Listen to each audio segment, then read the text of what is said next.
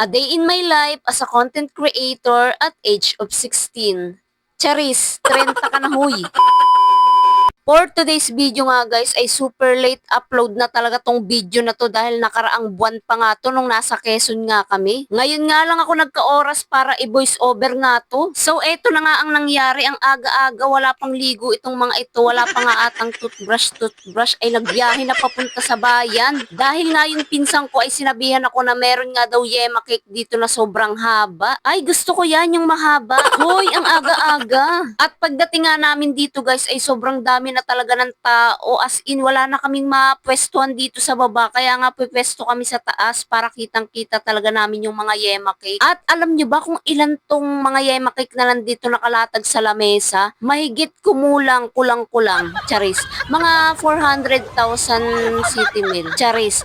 501 daw to ang pagkakaalam ko ha. Ang yema cake nga pala ay isa sa ipinagmamalaki ng Tayabas City, Quezon Province. Taon-taon nga pala nila itong ginagawa ang maglatag ng napakaraming yema cake. Kaya sobrang saya talaga ng Mayuhan Festival dito sa Tayabas City. Kung ano-ano ngang ganap dito, merong agawan ng suman, gayan, meron din namang agawan ng jowa. Hala, hindi kasali yon, baka may matamaan, charis. At eto na nga ang sinasabi sa hula, buti na lang hindi talaga kami pumwesto dun sa baba, kundi baka nadagan na yung anak ko dito. Dahil hindi din naman ako makakakuha dito dahil ang daming tao. Wala pa nga isang minuto ay taob na tong lamesa, wala nang kalaman-laman. Sa sobrang dami ba naman ng mga tao na yan, kung saan-saan na nga galing ang mga tao na to, karamihan nga dito ay mga dayo lang. Napabili na nga lang talaga ako ng taho dahil gutom na nga kami, wala pa kaming almusal. Pero dahil meron pa nga dito sa truck, syempre hindi tayo susuko, hihingi tayo ng kahit konti lang. Sa sobrang sarap ng yema cake ay ipaglalabang ko talaga to, charis. Patay gutom ka lang talaga. Hindi nga nagpaawat ang lola mo at kahit nga wala tayong lagayan ay gagawang ko yan ang paraan. Eto, lagyan nyo ako dito kahit isa lang, kahit isang slice lang. Sige na. Aba, sayang naman ang pagpunta ko dito. Galing pa ako sa Quezon City.